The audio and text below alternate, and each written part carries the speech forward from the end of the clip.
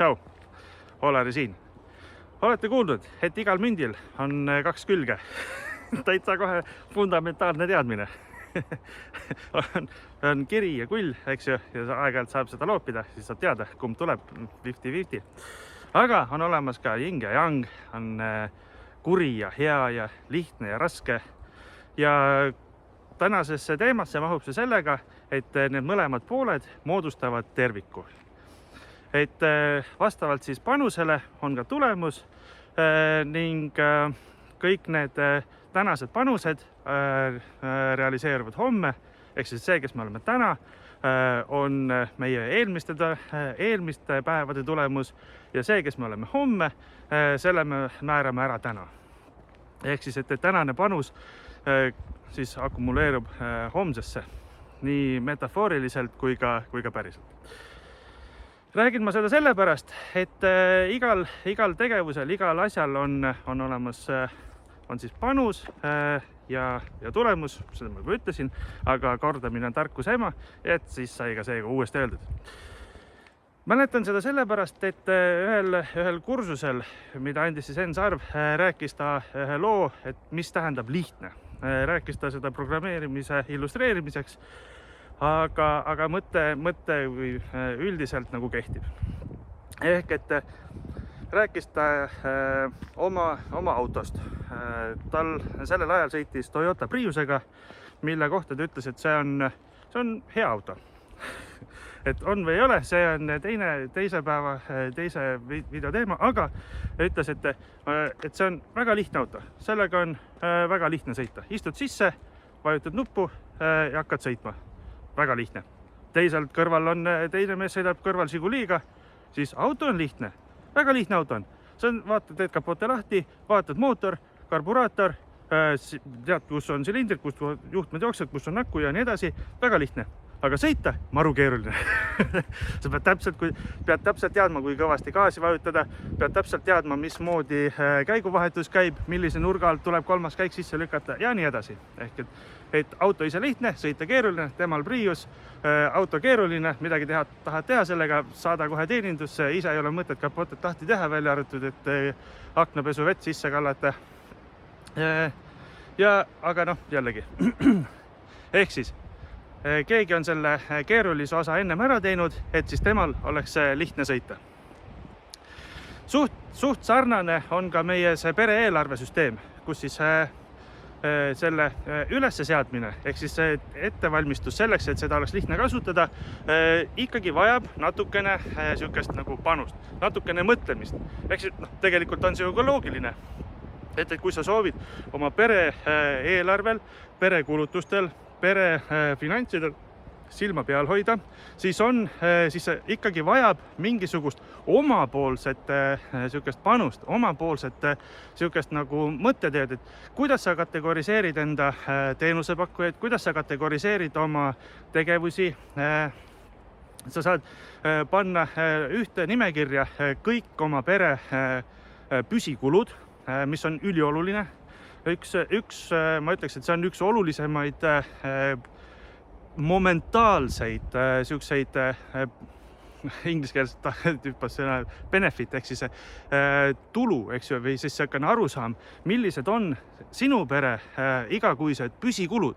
Et kui sa paned nad ikkagi ühte nimekirja, kõik püsikulud, mis sul kuust sa jooksevad, üür, rent, mingid teenused, eks ju, maksad telefoni eest, teleka eest, interneti eest, kõik need asjad loendad ära ja see summeerib sulle ühe numbrina sinna ette, et vaat näed sa, iga kuu, vaat siukene summa võid juba eos arvestada, et on sinu püsikulud ja see teadmine üksinda, mis on nagu minu sõprade tagasiside olnud, on juba siukene nii silmi avav, et ossa poiss, iga 2.60 mingi subscription, mis kuskile teenusesse on, need lõpus kokku akumuleeruvad siuksesse summasse, mida siis ega ikkagi ei hooma. Mõtle, 2.60 ei tundu nagu suur, eks ju, aga samas jälle, kui 2.60 on 10 tükki sul, vaat näed, sa juba ikkagi hakkab tunda andma. Ja siis sa saadki selle nimekirja üle vaadata, et kas need kõik asjad on olulised sinu jaoks. Kui on, siis saad edasi lasta, kui ei ole, siis sa saad vähemalt vältida järgmiste 260 sihukeste kuhjumist endale. Ja kui ta oleks 260, mõni on 26-60 ja nii edasi. Ehk siis, et ja tuleme tagasi sõna lihtne juurde või et mis siis on keerulist selle juures ongi see, et seal on kõiksugused need teenusepakkujad. Võib-olla alguses on keeruline välja mõelda, et kas sa kirjutad lihtsalt pood või sa kirjutad Selver, Prisma, ma ei tea, Rõõmu kaubamaja, kirjutad need kõik sinna eraldi üksinda või siis panedki lihtsalt üldiselt pood, ostad sealt toitu ja kui sa tahad mingit alamkategooriat kirjutada, siis mõtled ka selle välja. Siis teine asi, kui sul on näiteks seal töö käigus, tuleb välja, et mul on nüüd näiteks mingi bensiinijaam on puudu. Paned sinna, siis mõtled, et kas sa kirjutad sinna Alexela, Circle K või midagi muud, või kirjutad, jääbki lihtsalt bensiinijaam, paned bensiini, paned transpordi kategooriasse ja ongi kõik. Joomat. Ja siis, kui sa oled kogu selle keerulise osa seal ära teinud, kõiki seda admin konsoolis lased seal kogu aeg edasi-tagasi. Hästi sükene kihvt featuur veel selles admin konsoolis, kui sa seal natuke navigeerid. Seal saad panna endale kirja ka kiirvalikud. Ehk siis, et tegevused, mida sa teed väga sageli. Mitte iga päev, mitte iga kuu, aga väga sageli. Näiteks, käid lõunal, aga sa käid lõunal enamasti ühes-kahes kohas, paned nad sinna sisse, lõuna, mina käisin Tempo restoranis, näiteks 7.50 Tallinki töötajale oli sükene number seal, oli number, vajutan peale, klõksti, juba ongi kohe seal ühe nupu vajutusega kulu sisestatud, teenusepakk on sisestatud, on see kõik kategooriad, asjad, eks ju, ja ju ongi ühe nupu vajutusega kulu sisestatud ja sa ei pea hakkama mitte ühegi Exceliga rohkem mitte midagi mässama. Ja siis ka jooksvalt on võimalik siis sihukestel kuludel silma peal hoida. Ja kui sa seadistad selle õigesti ära, siis kui näiteks kulunorm või kulutüüp ületab mingisuguse teavituspiiri, sa saad e-maili, et kuuled, et hakka nüüd vaikselt koomale tõmbama seda kulutuste sihukest hoogusest, et vaikselt on juba see piir juba ületanud mingisuguse piiri.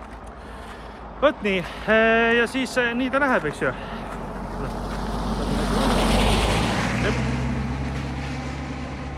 Teine asi, kui nüüd sulle kasutad seda pere-eelarve äppi ja kasutad seda elukaaslasega koos ja kellelgi tekib mõte, et siin võiks olla mingi asi natukene teistmoodi, siis on kaks varianti, mida sa võid teha. Üks on see, et kohandud olukorraga, võtad selle mentaliteedi, et see, mis on, see on, või täidad ära tagasiside vormi, kirjutad, mida sa sellest asjast arvad, mis võiks olla teistmoodi ja saad ka ise süsteemi arengus kaasa rääkida, mis on, ma arvan, et on päris hea. Ja siis kokkuvõtteks oleks see siis ka meile kõigile parem süsteem, mida kasutada ja tulusam, ülevaatlikum ja nii edasi. Ehk siis kasutage pere-eelarve äppi, seda siis saab teha pereeelarve.ee, on küll 3 meed kõrvuti, see on meelega nii.